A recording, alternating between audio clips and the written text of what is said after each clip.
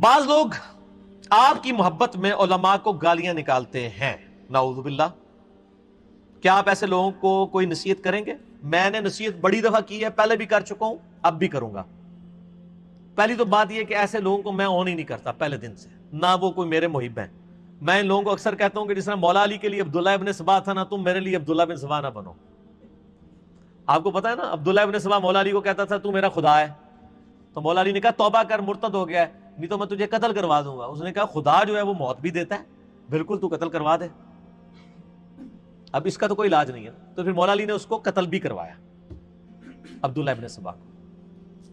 یہ حضرت عثمان کے قتل میں شریک نہیں تھا، وہ تو انہوں نے ڈکوسلہ کیا آل امیہ کو بچانے کے لیے، یہ بعد کا کریکٹر ہے عبداللہ ابن سبا۔ بہرحال وہ اس حوالے سے جو لوگ کوئی حرکتیں کرتے ہیں نا جی، میں نے 2015 میں اپنے دفاع پہ مسئلہ 124 ABCD 4 ریکارڈ کروائے تھے، 4 قرآن کلاسز۔ اس میں نے کیٹاگوریکل یہ سٹیٹمنٹ دی تھی کہ میں صرف اپنے ویڈیو کلپ کو آن کرتا ہوں، وہ بھی کانٹیکسٹ کے ساتھ، آؤٹ آف کانٹیکسٹ نہیں۔ آؤٹ آف کانٹیکسٹ تو قرآن کو بھی ہم آن نہیں کرتے ہیں، قرآن میں لکھا ہوا ہے حضرت عیسیٰ اللہ کے بیٹے ہیں، تو ہم آن کر لیں گے؟ نہیں۔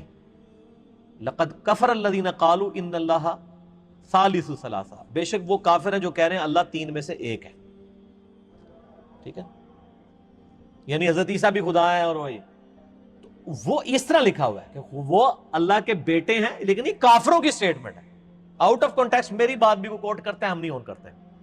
میں اپنی کسی پوسٹ کو آن نہیں کرتا ہوں فیس بک کی، میں کسی چاہنے والے کے کامنٹس کو آن نہیں کرتا ہوں، میں کسی کو میری طرف سے گالیاں نکالنا، کیا وہ اچھے کامنٹس بھی کریں، میں اس کو بھی آن نہیں کرتا ہوں۔ مجھے کسی سے اچھے یا برے کامنٹس لینے کی ضرورت نہیں ہے، ٹھیک ہے۔ آپ مجھے ڈیفینڈ کرنے کی بجائے نا اللہ کے نبی کو ڈیفینڈ کریں، کتاب و سنت کو ڈیفینڈ کریں، اور آپ نے مجھے ڈیفینڈ کرنا ہے تو صرف ایک جملہ لکھ دیا کریں، نہ میں وابی نہ میں بابی، میں ہوں مسلم علم و کتابی، تو آپ کا میسج لوگوں تک پہنچ جائے گا۔ خدا کے لیے میری محبت میں ہماری دعوت حق کو نقصان نہ پہنچائیں۔ میں ہاتھ جوڑ کے آپ لوگوں سے ریکویسٹ کروں گا اگر کوئی کرتا ہے، ویسے میرے میں تو ایسی کوئی بات نہیں ہے۔ اذان شروع ہو گئی ہے عصر کی، تو ابھی نماز عصر کا وقفہ کرتے ہیں، باقی انشاءاللہ سوالات بعد میں کریں گے، ٹھیک ہے جی انشاءاللہ۔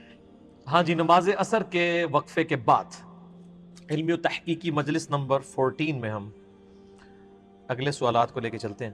اگلا سوال ہے، آپ دوسرے ممالک میں دعوت و تبلیغ کے حوالے سے لیکچرز کیوں نہیں دیتے جبکہ سینکڑوں لوگ اس حوالے سے انتظام کے لیے بھی تیار ہیں اور آپ کی ٹیم سے رابطہ بھی کرتے رہتے ہیں؟ میرے بھائی، ہم نے اپنے بھائیوں کو بھی بتایا ہوا ہے اور آن کیمرہ بھی میں نے وقتاً فوقتاً یہ چیزیں عرض کی ہیں کہ آج یوٹیوب نے اور انٹرنیٹ نے چونکہ دوریاں ختم کر دی ہیں، لہٰذا کوئی ضرورت نہیں ہے کسی شخص کے لیے کہ وہ دوسرے ملک میں جا کے دعوت و تبلیغ کے حوالے سے کوئی ایڈریس کرے، اس کی ضرورت نہیں ہے۔ اگر کوئی کرتا ہے تو جائز ناجائز کی بات نہیں ہو رہی، اس میں زیادہ تر لوگوں کی خواہش یہ ہوتی ہے ذرا لائیو دیکھ لیں، بعض لوگوں کو زیادہ اس سے بھی زیادہ شوق ہوتا ہے ہاتھ لگانے کا بھی۔ میں وہ امام کعبہ کو بھی دیکھ رہا ہوتا ہوں، کئی لوگ صرف جو ہے نا وہ پرنا بھی پھینک رہے ہوتے ہیں، اس کے اوپر کبھی ہاتھ لگا رہے ہوتے ہیں۔ اس طرح کی بھی لوگوں کی عقیدتیں اپنی جگہ وابستہ ہوتی ہیں، اس سے زیادہ لوگوں کو یعنی انٹرسٹ نہیں ہوتا اس طرح کے جو لوگ ہوتے ہیں۔ تو ان سے ریکویسٹ کروں گا کہ میرے بھائی، یوٹیوب نے ہمارے فاصلے ختم کر دیے، آپ HD ریکارڈنگز ہیں، آپ دیکھ لیں کہ بہترین اس وقت جو مہنگا ترین الحمدللہ ہمارا سونی کا لیٹسٹ کیمرہ ہے، اس کے اوپر یہ ریکارڈنگ ہوتی ہے۔ اگر آپ اس کو 50 فٹ والی اس کے اوپر انچ والی اسکرین پہ بھی لگا کے دیکھیں نا تو پکسل نہیں ٹوٹیں گے۔ تو آپ اپنے گھر میں لگائیں، اپنے موبائل میں لگائیں، تو اسی طریقے سے کہ آپ سامنے موجود ہے، فزیکلی کہیں جانے کی ضرورت نہیں ہے۔ اور پھر اس طرح کے حالات و واقعات میں جہاں پہ تمام مکاتب فکر کی غلط رویوں کے خلاف آپ نے علم بلند کیا ہو سچائی کا، سب کو مسلمان سمجھتے ہوئے ان کی اصلاح کی کوشش کر رہے ہوں، وہاں پہ پھر جیلسی فیکٹر بھی بہت زیادہ ہوتا ہے۔ تو ان ساری چیزوں کو اوائڈ کرنے کا طریقہ یہی ہے کہ آپ دعوت و تبلیغ کو نیٹ کے اوپر رکھیں اور ویڈیو کانفرنسنگ کے ذریعے کریں۔ کوسچنز کسی نے لکھوانے ہیں، ہمارے واٹس ایپ کے نمبر دیے ہوئے ہیں بھائیوں کے ahlsunnatpak.com پہ، آپ ان کے پاس فارورڈ کر دیں۔ ریٹن میں بھی یہاں جتنے لوگ آتے ہیں وہ کوسچنز اپنے دیتے ہیں، یہ آپ لوگوں کے کوسچن آئے ہوئے ہیں جو ہم ایڈریس کر رہے ہیں۔ اس لیے اس معاملے میں نہ تو کسی سے رابطہ کریں، میں بار بار ریپیٹ کر رہا ہوں، نہ میرے نام کے اوپر کسی کو کوئی چندہ لینے کی اجازت ہے، اور نہ اس حوالے سے کوئی کسی قسم کا بینیفٹ یا انسینٹیو لینے کی اجازت ہے۔ یہ اکثر لوگ میرے بارے میں کہہ رہے ہوتے ہیں نا، یہ فرقہ لانچ کرے گا، یہ وہ۔ میرے بھائی، جو فرقے لانچ کر کے گئے ہیں نا، وہ پوری زندگی کہتے رہے کہ ہم فرقہ لانچ کر کے جا رہے ہیں، اور ہم پوری زندگی کہہ کے جا رہے ہیں کہ نہیں کر کے جا رہے ہیں. تو بہت بڑا فرق ہے، ان کے ساتھ تو ہمیں کمپیئر نہ کریں نا. احمد صاحب بریلوی صاحب کی وصایا شریف چھپی ہوئی ہیں، مرنے سے چند گھنٹے پہلے انہوں نے اپنے بیٹے کو وصیتیں لکھوائی ہیں کہ میرے مرنے کے بعد کیا کیا کرنا ہے. وہ کافی لمبی ہیں.